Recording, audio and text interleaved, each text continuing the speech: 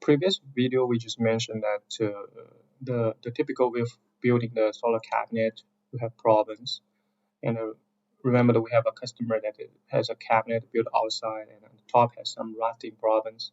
Actually, if you can see this, if you can see this photo, actually it's the same type of cabinet on the top is get rusted. You see, so customer using something to fill there to make the system still work, but actually you can see this is not a very good way to protect it.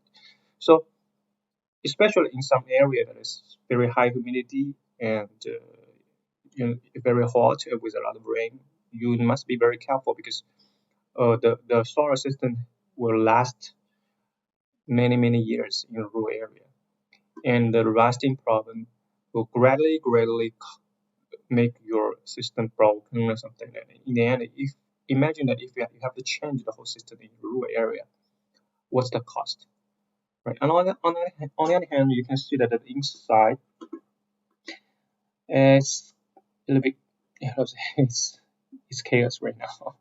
It's very difficult for you to manage it, right?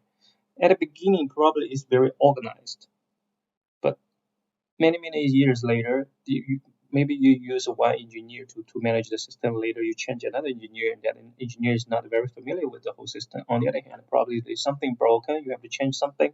This kind of things will make the the, the cable and the organization of the internal structure worse and worse.